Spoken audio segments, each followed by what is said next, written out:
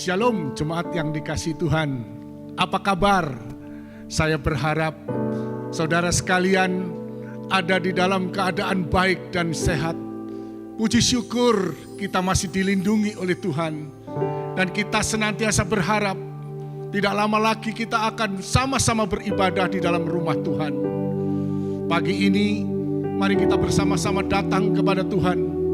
Sekalipun kita berada di rumah masing-masing, kita tetap merasakan lawatan dan kehadiran Tuhan di tengah-tengah ibadah kita. Mari kita minta pimpinan dari Tuhan. Pertolongan kita dalam ibadah pada pagi hari ini datangnya dari Allah yang menciptakan langit dan bumi serta dengan segala isinya, dan yang tidak pernah sedetik pun meninggalkan karya tangannya. Kasih setianya itu kekal untuk selama-lamanya. Turunlah atas kita sekalian kasih karunia, anugerah sejahtera yang datang dari Allah Bapa dan Tuhan kita Yesus Kristus. Amin. Shalom, selamat pagi Bapak Ibu Saudara yang dikasihi Tuhan. Mari bersama-sama kita mau berterima kasih dan bersyukur kepada Tuhan. Pagi hari ini kami datang dengan hati yang penuh ucapan syukur Tuhan. Di tengah situasi negara kami yang seperti ini, kami semakin menyadari bahwa kami memerlukan Engkau Tuhan. Dan kami tidak mampu jika kami hidup tanpa Tuhan. Inilah hidup kami Tuhan. Kami persembahkan kepadamu Tuhan. Haleluya. Engkau baik Tuhan.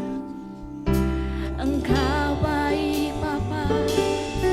Kasih dan rahmat-Mu selalu baru setiap pagi. Kasih setia-Mu Tuhan tak pernah meninggalkan kami. Kami bersyukur Tuhan. Kami bersyukur Tuhan.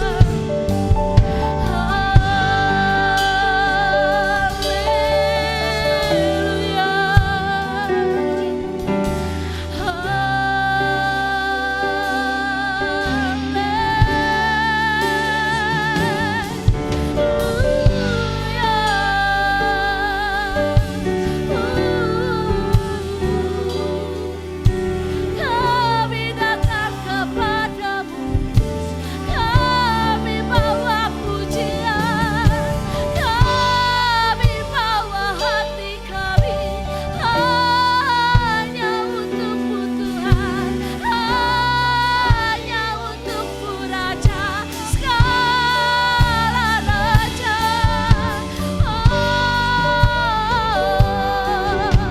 Kami memujimu Tuhan, kami mengangkat tangan kami menyembahmu Tuhan. Sebab Kau layak ditinggikan, sebab Kau layak diagungkan. Inilah hidup kami, inilah hati kami Tuhan. Terimalah persembahan kami, terimalah Tuhan. Oh Yesus, kami mau menyerahkan hidup kami sepenuhnya ke dalam tangan-Mu Tuhan. Sebab kami tahu dan percaya hidup kami diatur oleh Tuhan. Tuhan, inilah hidupku, ku serahkan kepadamu.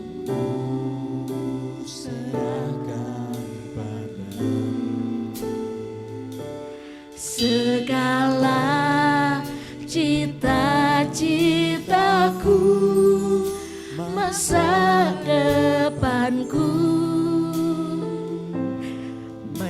menjadi milik-Mu.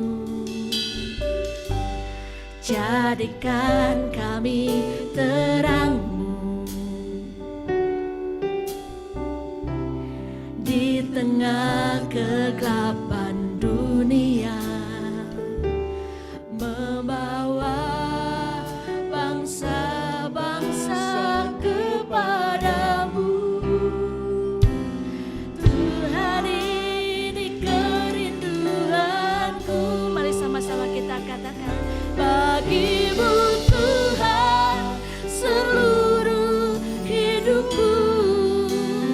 Pakailah Tuhan bagi kemuliaan-Mu. Genapi seluruh rencana-Mu sampai bumi penuh kemuliaan-Mu. Inilah hidup kami Tuhan, merespon panggilan-Mu Tuhan. Tuhan, inilah hidupku, ku serahkan kepadamu. Serahkan padamu segala cita-citaku.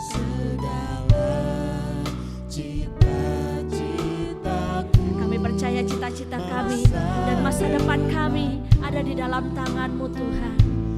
Menjadi milik-Mu, jadikan kami terang-Mu di tengah kegelapan dunia, membawa bangsa-bangsa kepadamu. Tuhan, ini kerinduanku bagi-Mu. Seluruh pakailah Tuhan bagi kemuliaan-Mu. Genapi seluruh rencana-Mu sampai bumi penuh kemuliaan-Mu. Seluruh hidupku pakailah Tuhan bagi kemuliaan-Mu. Genapi seluruh rencana-Mu sampai bumi penuh kemuliaan-Mu. Bagi-Mu Tuhan seluruh hidupku. Pakailah Tuhan bagi kemuliaan-Mu.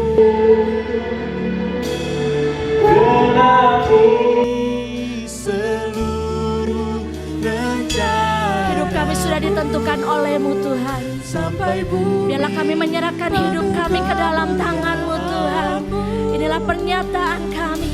bagi-Mu Tuhan seluruh hidupku. Pakailah Tuhan bagi kemuliaan-Mu. Genapi seluruh rencana-Mu sampai bumi. Mari yang merespon panggilan Tuhan pagi hari ini, katakan dengan kuat, katakan bagi-Mu Tuhan.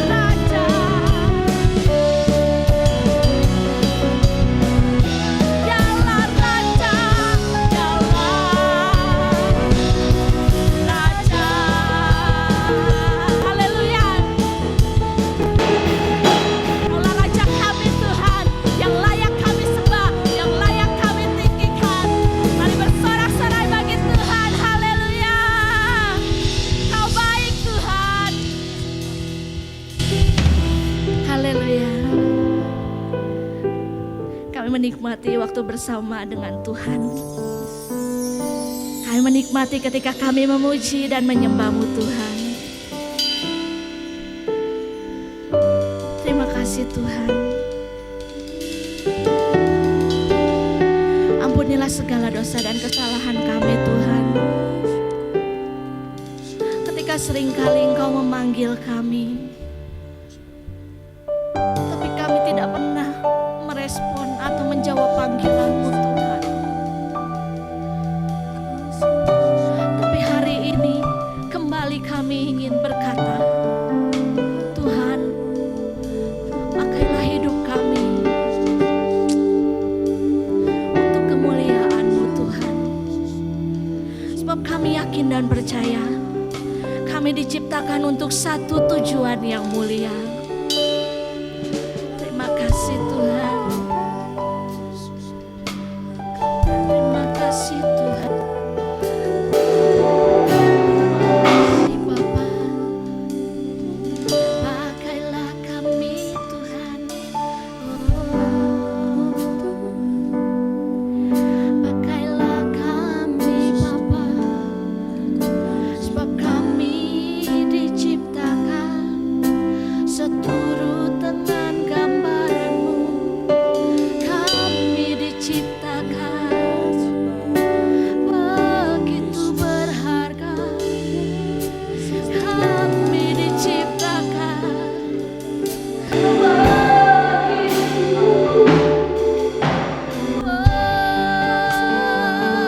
berharga di mata-Mu. Kau selalu memberikan rahmat-Mu Tuhan. Kau selalu memberikan kasih-Mu. Kau selalu dan selalu beri yang terbaik.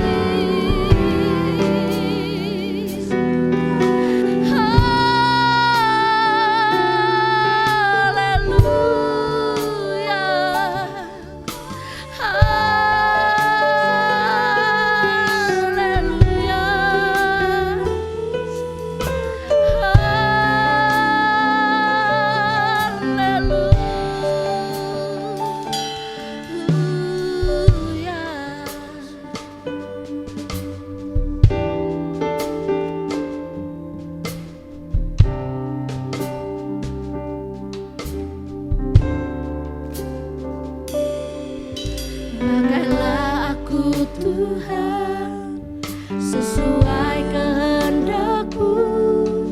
Seluruh hidup ini ku persembahkan hanya untuk-Mu.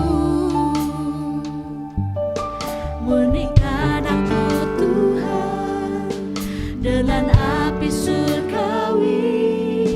Bentuk bejana ini sesuai kehendak-Mu.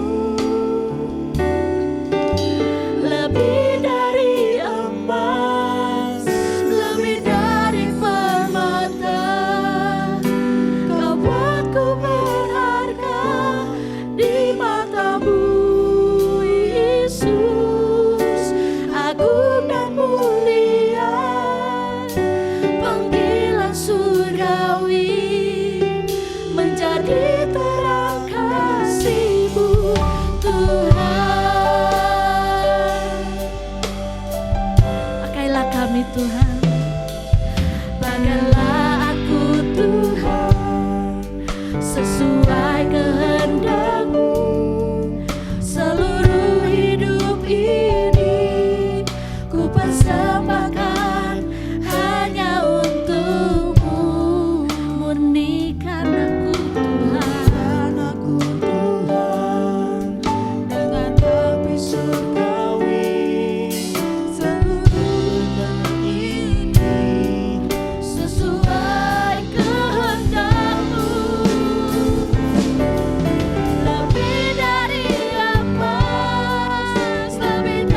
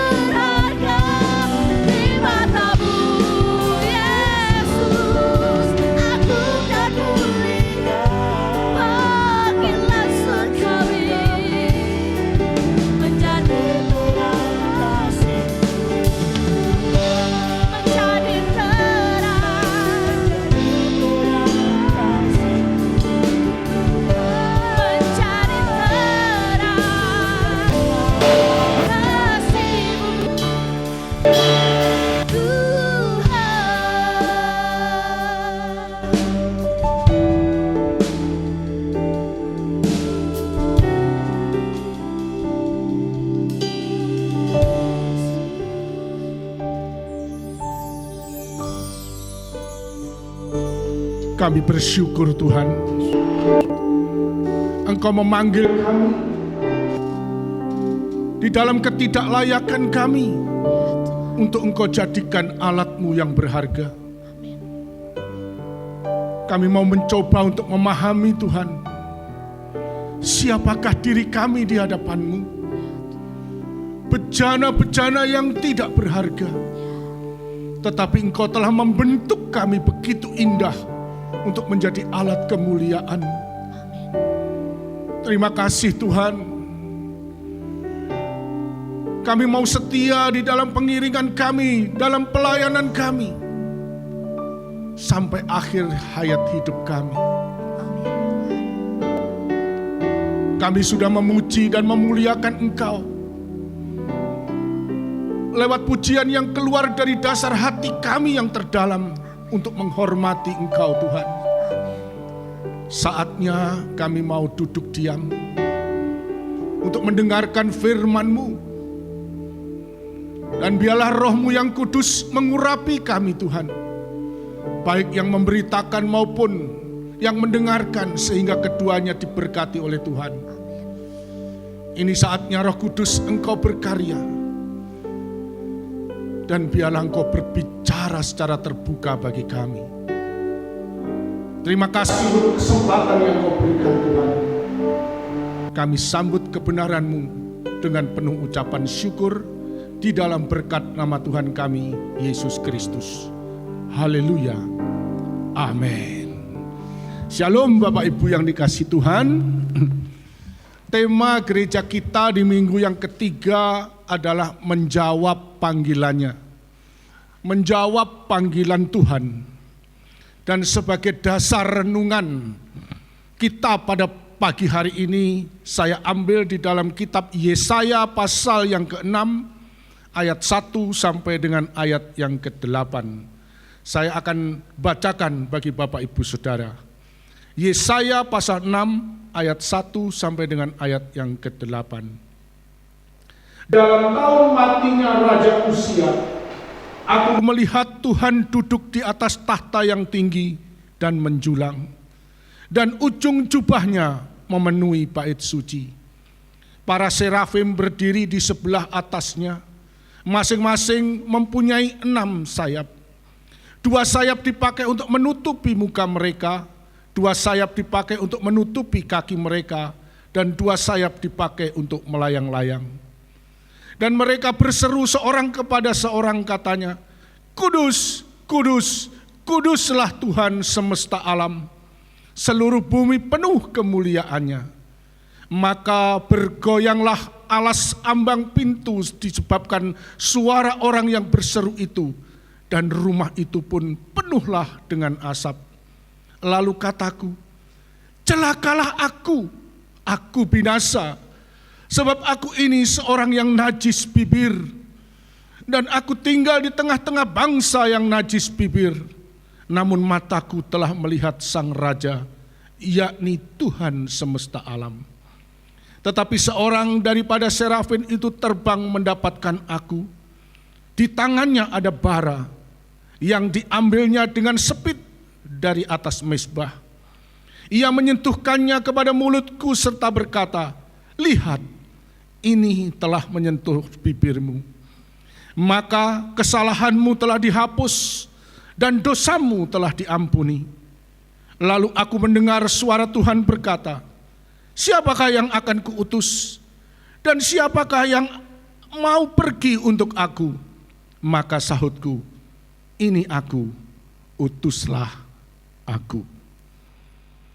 Saudaraku, instansi pemerintah ataupun perusahaan swasta memiliki beberapa cara dalam mengambil seseorang untuk dijadikan pegawai negeri atau karyawan di perusahaannya. Panggilan itu bisa melewati media cetak, bisa melewati media elektronik, email, dan juga bisa secara langsung melalui surat menyurat. Setelah dilakukan wawancara dan dilakukan tes kesehatan, tes IQ, psikotes, dan lain-lain, barulah yang bersangkutan bisa diterima sebagai PNS atau sebagai karyawan dalam perusahaan. Pertanyaannya, lalu bagaimanakah cara memanggil akan anak-anak Tuhan untuk menjadi karyawan Tuhan? Kita melihat di dalam Alkitab banyak cara yang unik dilakukan oleh Tuhan untuk memanggil orang-orang yang dipilihnya. Contohnya, Musa dipanggil oleh Tuhan dengan satu proses yang ajaib. Tuhan hadir di tengah nyala api di semak duri. Kitab Keluaran pasal 3 ayat 1 sampai dengan ayat yang ke-10. Samuel dipanggil pada saat dia masih kanak-kanak dan tidur pulas di bait kudus. 1 Samuel pasal yang ketiga ayat 1 sampai dengan ayat yang ke-10. Daud dipanggil oleh Tuhan melalui seleksi ketat dari ketujuh anak-anak Isai. 1 Samuel pasal 16 ayat 11 sampai ayat 13. Saulus dipanggil ketika dia berjalan menuju ke kota Damsyik. Kisah Para Rasul pasal 9 ayat 1 sampai dengan ayat yang ke-6. Saya pun yang berdiri di atas mimbar ini dipanggil dengan cara yang tidak masuk akal saya untuk menjadi hambanya. Sekarang kita mau mengerucut bagaimana Tuhan memanggil Yesaya dalam satu penglihatan yang ada di dalam bait kudus. Saat itu Yesaya merasa sangat ketakutan dan dia menyangka pasti akan mati. Sebab tidak seorang pun yang melihat Tuhan dapat bertahan hidup. Keluaran pasal 33 ayat yang ke-20. Dia dengan jujur mengatakan bahwa aku adalah orang yang berdosa. Aku adalah seorang yang najis bibir, katanya. Tetapi Tuhan sudah mengampuni. Tuhan sudah menjamah dan mengubah bibir yang najis ini menjadi bibir yang dipakai oleh Tuhan sebagai alat untuk menyatakan kehendaknya melalui suara kenabian. Saudaraku yang dikasihi Tuhan, lalu apa yang harus dilakukan ketika seseorang menjawab panggilan Tuhan? Ada 3 hal yang akan kita renungkan bersama pada pagi hari ini. Yang pertama, orang yang sudah berani menjawab panggilan Tuhan, maka orang tersebut haruslah berubah seturut pimpinan Roh Kudus. Artinya ada kerelaan hidupnya dipimpin oleh Roh Kudus. Saudaraku, acara yang paling menarik dan digemari oleh pemirsa televisi yang ditayangkan oleh stasiun Metro TV setiap hari Minggu. Karena dalam acara ini ditampilkan orang-orang yang sukses, yang menjadi inspirasi bagi banyak orang. Acara tersebut adalah Kick Andi. Pada salah satu acara yang spesial, seorang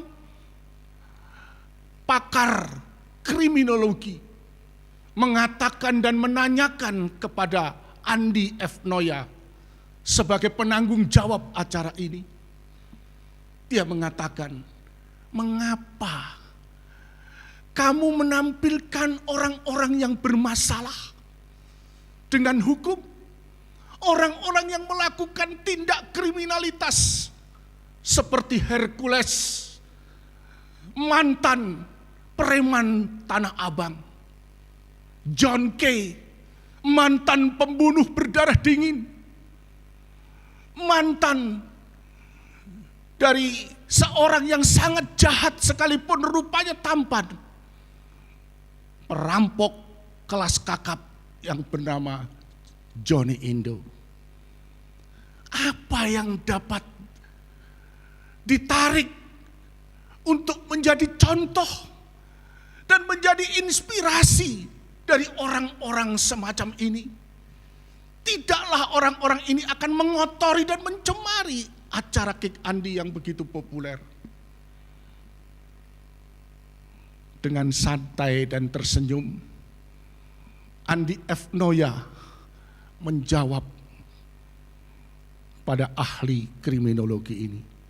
Saudaraku, kita tahu bahwa dalam kehidupan setiap orang itu terdiri dari dua sisi, yaitu sisi gelap dan sisi terang, sisi positif dan sisi negatif, black and white, ada sisi hitam dan ada sisi putih. Dan saya sepakat bukan melihat dari sisi hitam, tapi saya mengambil dari sisi terang, dari sisi yang positif. Kemudian dia melanjutkan, saudara tahu, setiap bayi yang lahir di dunia ini pastilah suci adanya. Dan orang tuanya pasti memiliki harapan bahwa kelak anaknya ini menjadi orang yang menyenangkan hati orang tua. Anaknya ini sukses. Anaknya ini berguna bukan hanya bagi keluarga tetapi bagi negara. Tidak ada seorang atau tidak ada orang tua yang tidak waras, yang menginginkan anaknya menjadi seorang penjahat. Tidak mungkin. Justru saudaraku, saya terinspirasi, saya termotivasi bahwa di balik sisi gelap kehidupan mereka, mereka adalah orang-orang yang bertanggung jawab dan cinta kepada keluarga, cinta kepada istri, cinta kepada anak-anak mereka. Bahkan mereka berkata, aku akan berjuang sebagaimana aku ada, supaya anak-anakku bisa sukses. Seberapa banyak uang pun akan aku cari, supaya mereka bisa berguna kelak. Jangan mencontoh ayahnya. Mereka menghendaki anak-anaknya semuanya berhasil. Saya terenyuh, saudaraku. Apalagi kesaksian daripada John Revra Kay, atau yang terkenal dengan nama John Kay. Diganjar 16 tahun penjara oleh karena terlibat pembunuhan seorang bos PT Sanex Steel Indonesia yang bernama Tan Haritantono, atau yang dikenal dengan nama Ayung, pada tahun 2012 yang lalu. Dan itu sempat menjadi top news, berita yang sangat hangat.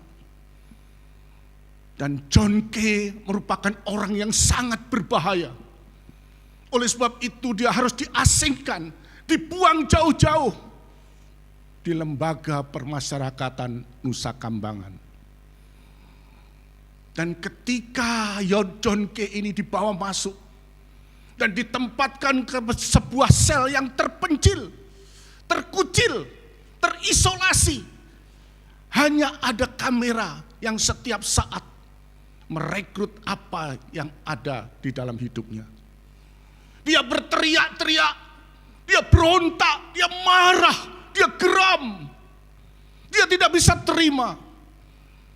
Dia melakukan sumpah serapah bagi orang-orang ini. Tetapi apa daya, dia tetap dimasukkan dalam sel itu.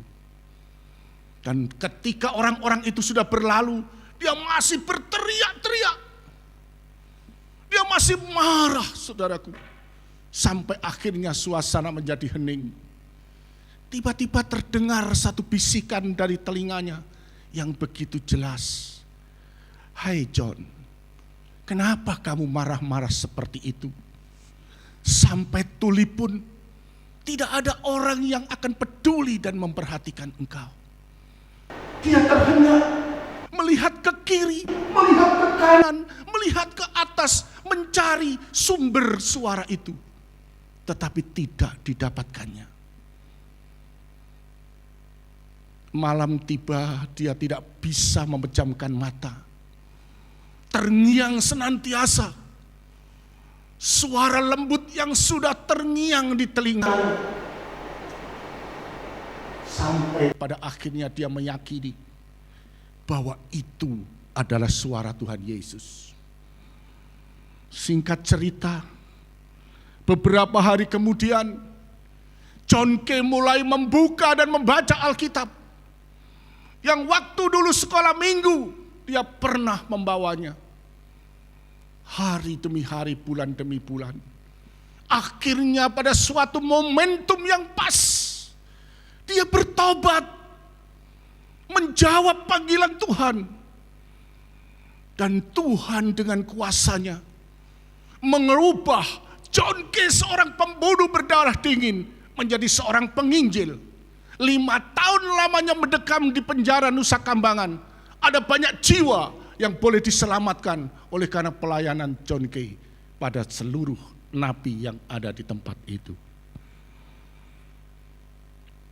Saudaraku, COVID-19 merupakan pandemi yang sangat bahaya, yang sudah menyerang seluruh dunia, bahkan negeri kita yang kita cintai.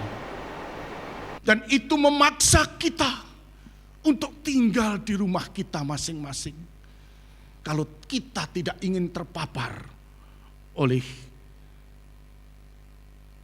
corona ini. Kalau 1-2 minggu ada di rumah, itu sih biasa dan tidak apa-apa. Tapi kalau lebih dari 2 bulan suruh diam di rumah, maka setiap orang akan merasakan aku terbelenggu oleh rasa kebosanan. Jiwaku galau, stres. Dan banyak orang saat ini mengalami krisis dalam hidupnya. Krisis kepercayaan, krisis mental, krisis ekonomi, dan krisis-krisis yang lain. Sehingga dia tidak mampu, seolah melihat akan hari esok. Karena ada di dalam kondisi yang sangat memahitkan. Pagi ini ada berita gembira, saudaraku.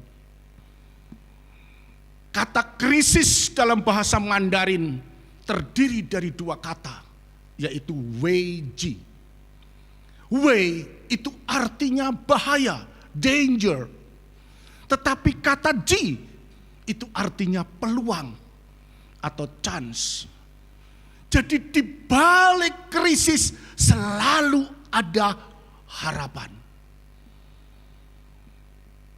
Saudaraku yang ada di rumah, baik engkau suami atau istri atau anak-anak yang sudah mengenal pribadi Yesus, inilah saatnya engkau menjadi surat Kristus yang terbuka bagi seluruh anggota keluargamu yang belum menerima Yesus sebagai Tuhan dan Juru Selamat. Ini saatnya engkau melayani anggota keluarga dengan kasih yang engkau tunjukkan melalui bahasa, melalui tindakan. Sehingga lambat laun mereka akan melihat ada Kristus di dalam dirimu. Dan pada saatnya ketika mereka bersama-sama dalam mezbah keluarga, kuasa Roh Kudus bekerja akan memberikan pertobatan bagi mereka. Yang dulunya hanya cari uang, tetapi sekarang saatnya mereka cari Tuhan. Mereka mengenal pribadi Yesus yang merupakan segala-galanya dalam hidupnya. Mereka yang dulu diajak ibadah, acuh tak acuh, sekarang saatnya mereka akan bersungguh-sungguh memaknai hidup ini. Apa tujuannya? Saudaraku, Rut memerlukan waktu 10 tahun lamanya untuk belajar melihat sikap hati daripada Naomi mertuanya. Naomi telah melayani anggota keluarganya di dalam komunikasi dengan bahasa kasih. Dia melakukan segala aktivitas dengan tindakan kasih. Sehingga pada momentum yang tertentu, saatnya Tuhan, ketika Naomi akan kembali ke Bethlehem Yehuda, Rut sang menantu mengambil satu keputusan yang bulat. Mengambil satu keputusan yang tidak tanggung-tanggung. Di mana engkau berada, di sana aku berada. Di mana engkau bermalam, di situ aku bermalam. Bangsamulah bangsaku, dan Allah mula Allahku. Luar biasa. Dan saudara melihat bagaimana kehidupan Rut selanjutnya. Totalitas menembus batas diubahkan oleh Tuhan. Sehingga dia benar-benar menjadi pribadi yang baru. Meninggalkan segala kebiasaan lama. Dan dengan pimpinan Roh Kudus, dia mengikuti jalan daripada sang mertua. Sehingga kita melihat Rut terpapang dalam istilah Yesus di kitab Injil Matius. Saudaraku,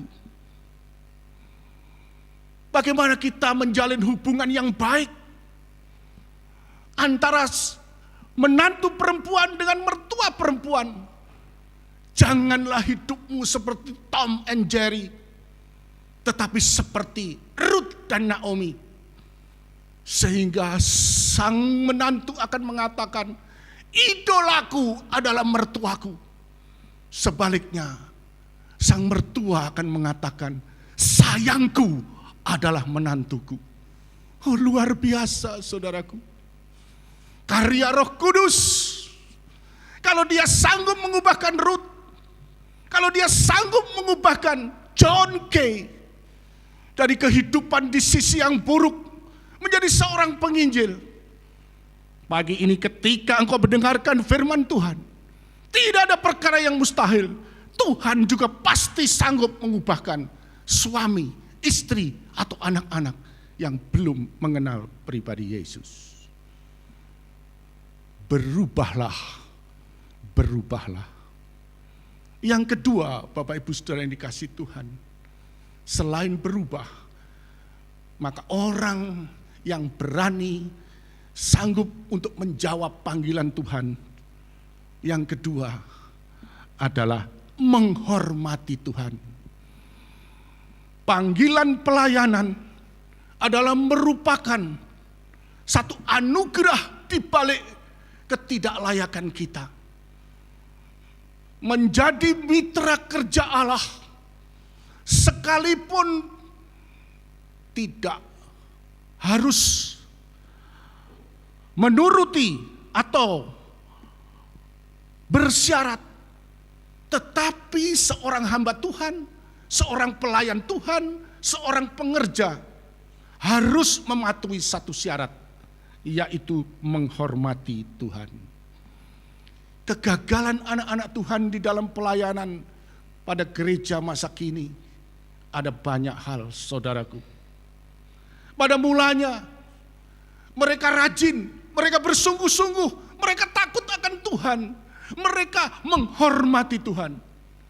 Tetapi setelah pelayanan itu berjalan tahun demi tahun, ada perubahan. Mereka menjadi sombong karena sering tampil di atas mimbar. Mereka menjadi syahwasangka. Mereka seolah menjadi populer, dipanggil sana, dipanggil sini. Dihujani oleh berbagai macam pujian. Dan mereka mulai berani untuk mencuri kemuliaan Allah bagi dirinya sendiri. Dan yang lebih parah, saudaraku, mereka berani memposisikan dirinya lebih hebat daripada Yesus. Hal-hal seperti inilah yang perlu diwaspadai. Saudaraku, menghormati Tuhan adalah merupakan kewajiban orang yang melayani Tuhan. Tidak ada seorang pun yang imun terhadap hal ini. Setiap pelayan Tuhan memiliki kecenderungan untuk tidak menghormati Tuhan. Saya mengambil contoh kehidupan pelayanan dari imam besar Eli pada zaman akhir hakim-hakim.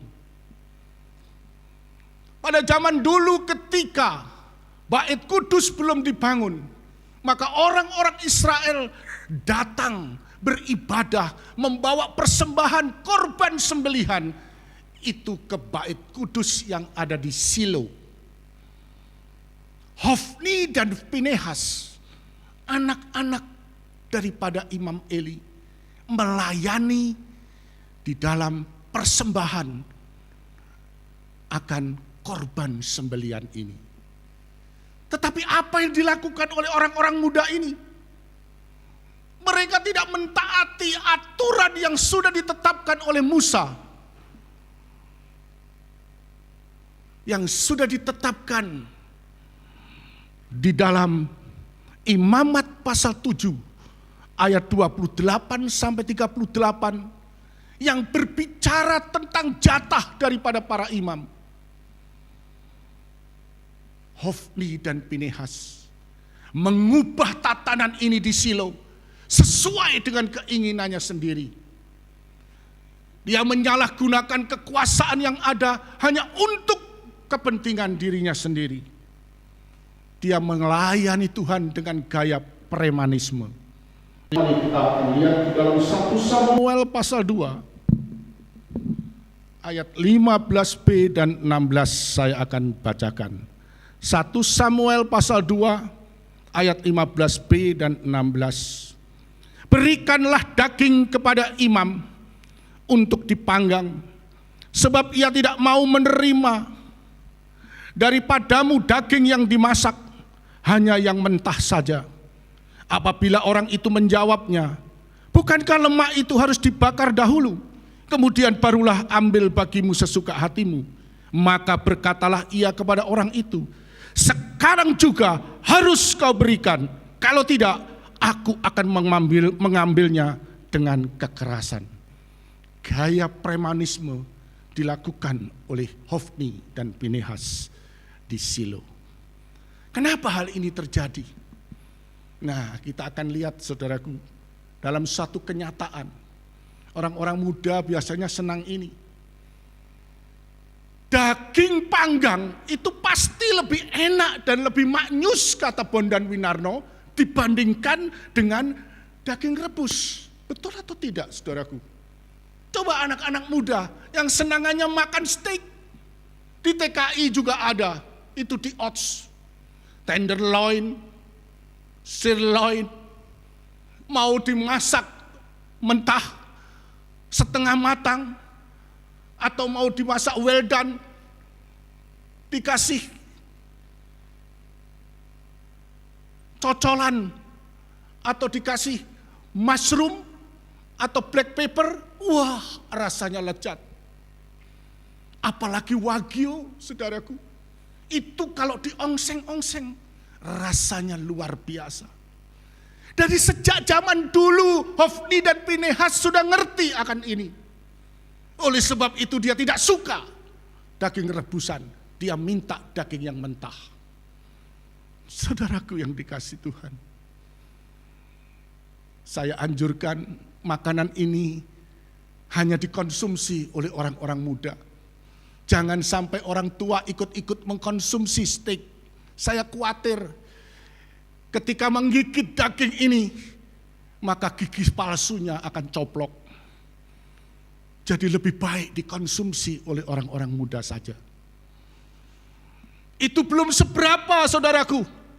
Yang lebih menyakitkan hati Tuhan tindakan dari Hofni dan Pinehas adalah melakukan praktek perzinahan dengan para wanita yang melayani di pintu Bait Kudus.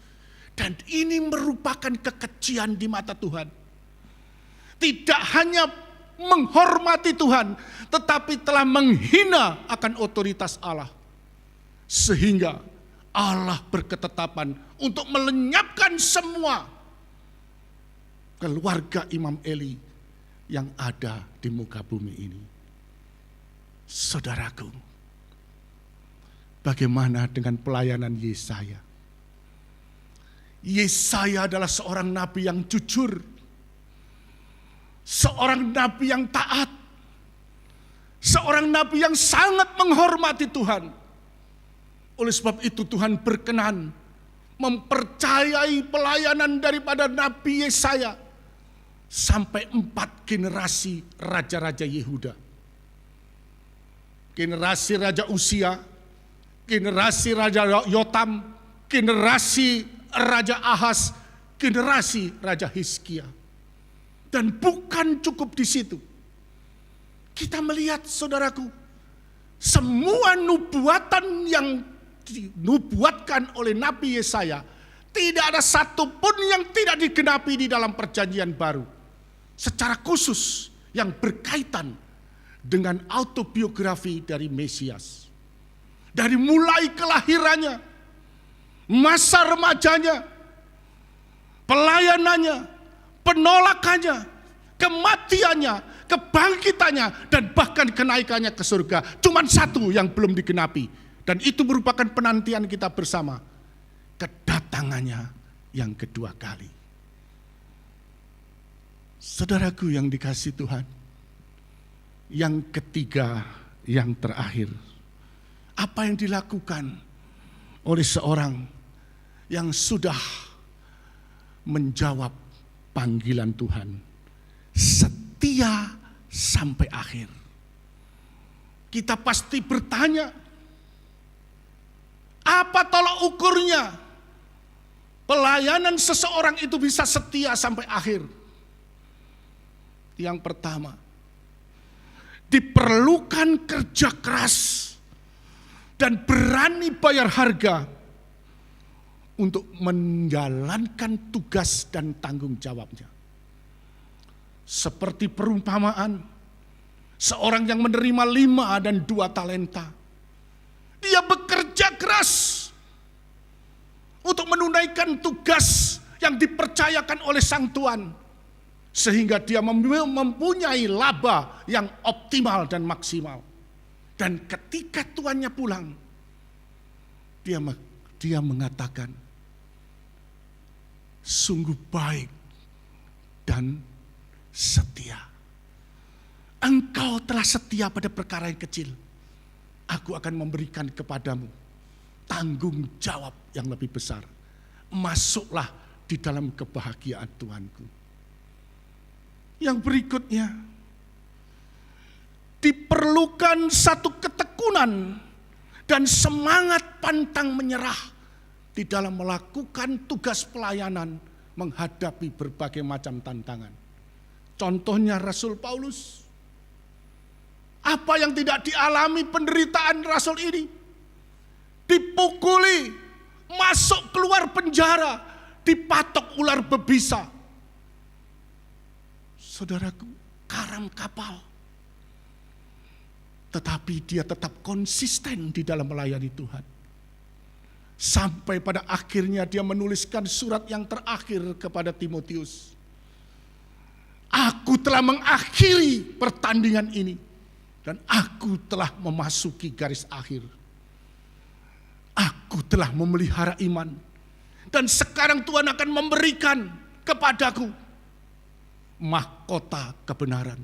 Dan bukan hanya untuk aku, tapi untuk saudara dan saya. Oleh sebab itu, kita harus masuk di dalam pelayanan bukan sebagai penonton.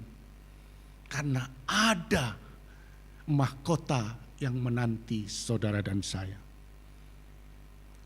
Nabi Yesaya melayani Tuhan dengan konsisten. Sekalipun berita pertobatan disampaikan kepada bangsa Israel. Dan mereka menolak mentah-mentah karena dianggap berita itu tidak populer. Dan oleh karena berita itu justru bangsa Israel semakin memberontak kepada Tuhan. Tetapi Nabi Yesaya tetap setia melakukan tugasnya. Sampai pada akhir hayatnya dia mati syahid. Digergaji tubuhnya menjadi 2 bagian oleh kekejaman Raja Manasye yang menggantikan Raja Hizkia. Saudaraku, mari kita membaharui komitmen kita sebagai orang-orang yang sudah menjawab panggilan Tuhan. Kita mau katakan kepada Yesus, I have decided to follow Jesus, not turn again. Saya mau untuk menjadi pengikut Tuhan Yesus tanpa saya menoleh lagi ke belakang. Dan kita mau melakukan tugas dan tanggung jawab kita seturut dengan pimpinan Roh Kudus. Kita mau tetap menghormati akan Tuhan dan setia sampai akhir hayat hidup kita. Berarti saudaraku, bukan langkah awal yang diperlukan, tetapi langkah akhir. Akhir-akhir ini Tuhan mencari orang-orang yang melayani Dia dengan sungguh-sungguh, menjadi orang-orang yang berkualitas dan diperkenan oleh Tuhan. Saudara termasuk salah satu di antara mereka. Tuhan Yesus memberkati. Sekarang kita akan sama-sama masuk di dalam perjamuan kudus yang merupakan perintah Tuhan bagi gerejanya, agar supaya kita tidak hanya melihat penderitaan, kesengsaraan dan kematian Tuhan, tapi lebih dari itu kita akan melihat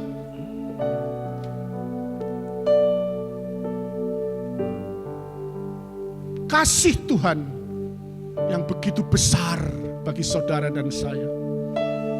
Dia rela mati di atas bukit Kalvari untuk menebus dosa-dosa kita. Sebelum kita bersama-sama akan mengikuti perjamuan kudus yang saya percaya sudah dipersiapkan melalui setiap rumah tangga, saya mengingatkan agar anak-anak anggota keluarga yang di bawah 12 tahun tidak perlu mengikuti perjamuan kudus. Dan bagi saudara yang belum dibaptis tapi rindu untuk mengikuti perjamuan kudus, saya persilahkan untuk mengikuti. Dan nyatakan imanmu bahwa engkau percaya Yesus Tuhan dan Juru Selamat. Terlebih dahulu kita akan menyanyikan satu pujian, Bapa Kau Setia. Bapa Kau setia, takkan meninggalkan, dan ku percaya Engkau dariku dan ku milikmu.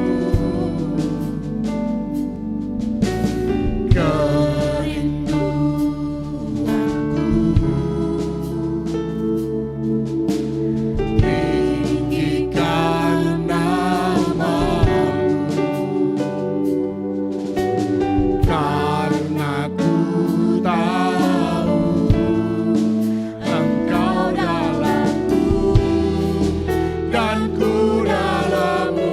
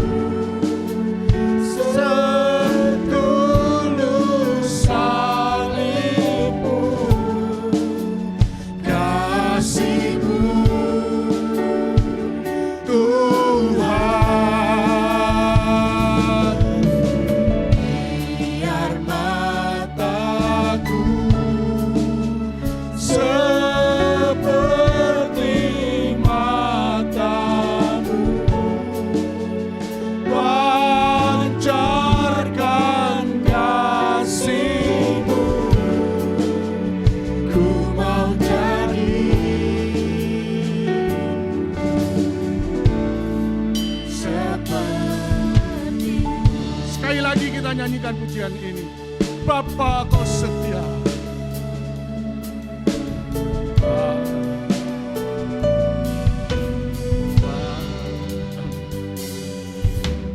Bapa kau setia, takkan meninggalkan, dan ku percaya Engkau milikku Dan ku milikmu.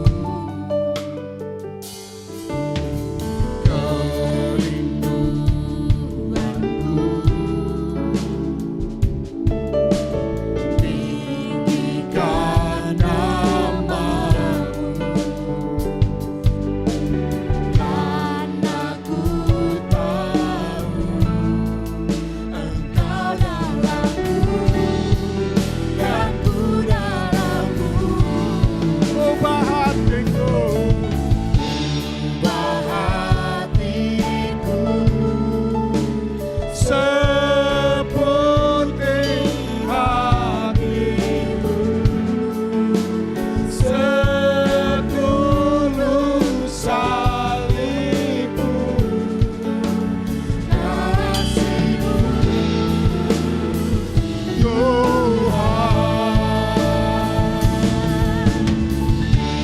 biar mataku seperti mataku, pancarkan kasih-Mu. mau jadi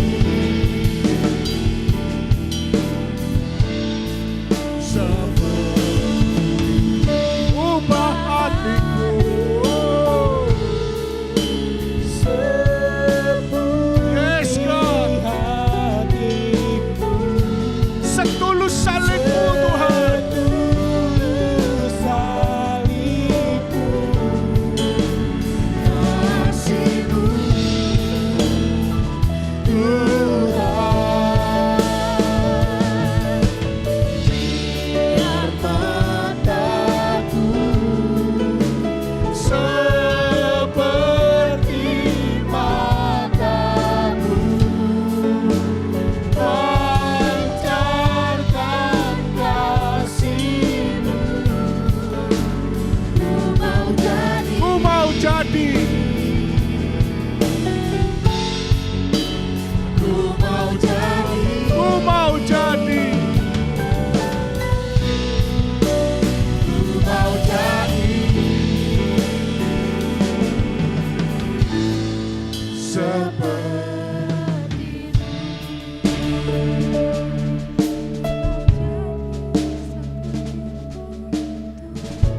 kita pegang roti di tangan kanan dan kita angkat tinggi-tinggi. Roti yang menggambarkan tubuh Tuhan yang sudah hancur untuk pengampunan dosa-dosa kita.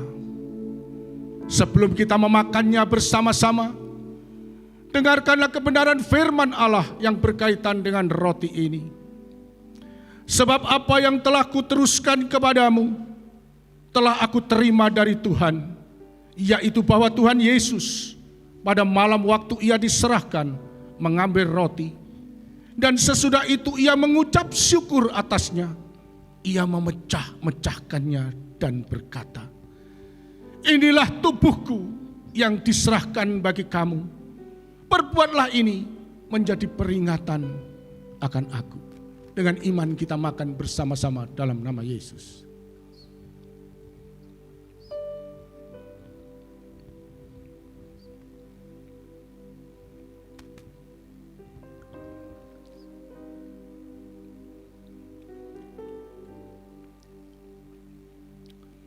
Kita pegang cawan anggur di tangan kanan dan kita angkat tinggi-tinggi.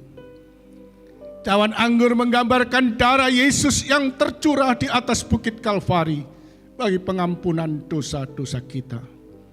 Sebelum kita meminumnya bersama-sama, dengarkanlah pula kebenaran firman Allah yang berkaitan dengan cawan ini.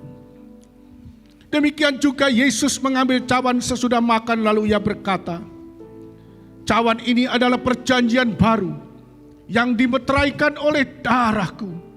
Perbuatlah ini setiap kali kamu meminumnya menjadi peringatan akan aku. Kita minum bersama-sama dalam iman dalam nama Yesus.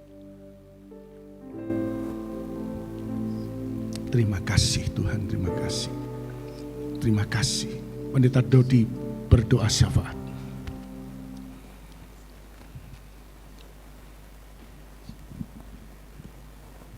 Terima kasih Tuhan untuk kasih setia-Mu dalam hidup kami. Kami mengucap syukur untuk anugerah kehidupan, anugerah keselamatan yang Kau nyatakan dalam hidup kami. Pagi hari ini kami sudah diberkati dengan kebenaran firman-Mu, dan kami mengingat akan kebaikan dan anugerah Tuhan yang menyelamatkan hidup kami. Kiranya Tuhan, kami terus menghidupi akan panggilan itu, kami terus menjawab akan panggilan itu. Dengan kami hidup dengan kesetiaan, kami melakukan segala apa yang menjadi kehendak dan rancangan Tuhan yang Engkau kehendaki bagi setiap kami. Terima kasih ya Bapak, berkati hamba-Mu, Bapak Pendeta Eko Ronyono yang sudah menyampaikan dan melayani perjamuan pagi hari ini. Dengan segala pelayanan yang ada di hidupnya, Tuhan menjadi kemuliaan atas hidupnya, dan Engkau memakai pelayanannya menjadi luar biasa. Terima kasih ya Bapak, kami menyerahkan segala ucapan syukur, permohonan kami di dalam nama Yesus Tuhan, Allah kami yang hidup. Haleluya. Amin.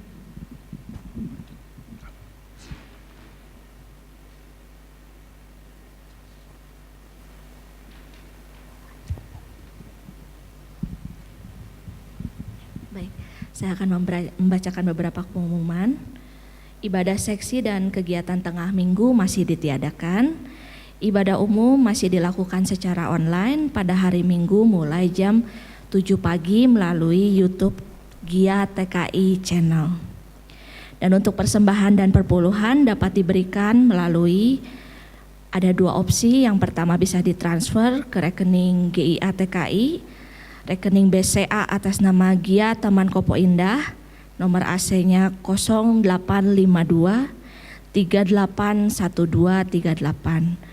Atau yang ingin memberikan langsung ke gereja bisa melalui amplop-amplop yang sudah disediakan serta dimasukkan ke drum yang berada di samping pintu gereja.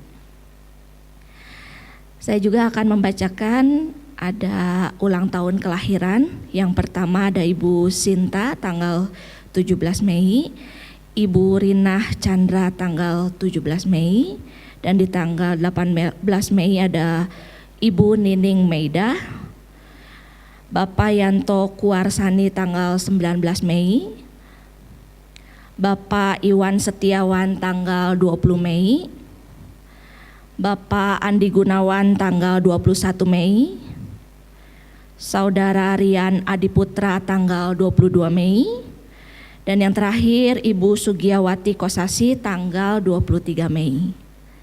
Sekian pengumuman.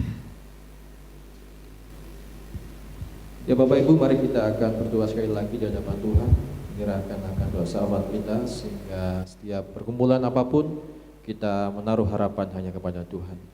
Sekali lagi Tuhan, kami menaikkan ucapan syukur dan doa-doa kami di hadapan Tuhan. Pagi hari ini Tuhan, kami sungguh bersuka cita di mana kami boleh menikmati akan ibadah ini, meskipun kami ada di rumah masing-masing. Tetapi kuasa Tuhan tidak terbatas oleh apapun juga. Kami diberkati lewat pelayanan di dalam ibadah umum pagi hari ini. Dan biarlah Tuhan yang terus memeteraikan kebenaran firman-Mu, sehingga kami hidup, kami melangkah, kami mengambil keputusan seturut dengan apa yang sudah Tuhan firmankan bagi setiap kami.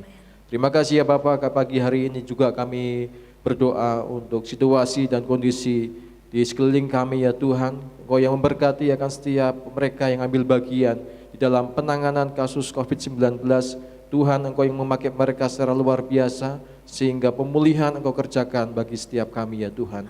Terima kasih ya Tuhan, kami juga menyerahkan akan bangsa dan negara kami, kiranya hikmat dan penyertaan Tuhan boleh melingkupi akan setiap pemimpin bangsa kami, sehingga dalam setiap pengambilan keputusan dan dalam setiap apapun yang mereka pikirkan tentang negara kami, kiranya Tuhan boleh menyertai, sehingga negeri ini pun boleh mengalami pemulihan.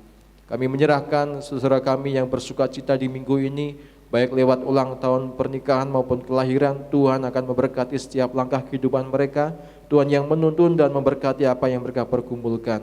Terpujilah Engkau ya Bapa, kami menaikkan ucapan syukur, permohonan kami di dalam nama Yesus Tuhan, Allah kami yang hidup. Haleluya, amin. Kami memuji kebesaran-Mu Tuhan.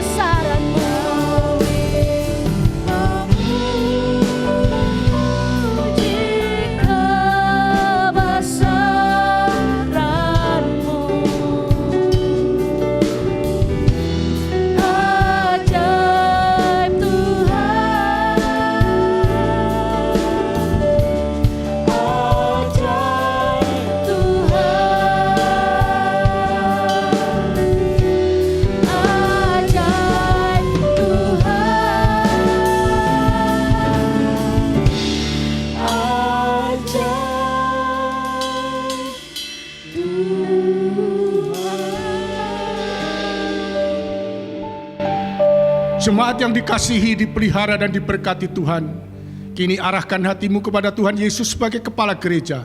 Tadahkan tanganmu dan terimalah anugerah berkat Tuhan. Tuhan memberkati engkau dan melindungi engkau. Tuhan menyinari engkau dengan wajah-Nya dan memberi engkau kasih karunia. Tuhan menghadapkan wajah-Nya kepadamu dan memberi engkau damai sejahtera. Kiranya kasih Allah Bapa, rahmat dan damai sejahtera dari Tuhan Yesus Kristus, dan persekutuan serta penghiburan oleh kekuatan Roh-Nya yang kudus menyertai saudara-saudaraku mulai saat ini sampai Maranatha Dia datang kembali menjemput kita di awan yang permai dan bahkan sampai selama-lamanya. Yang diberkati kita sama-sama katakan amin. Bapak terima kasih.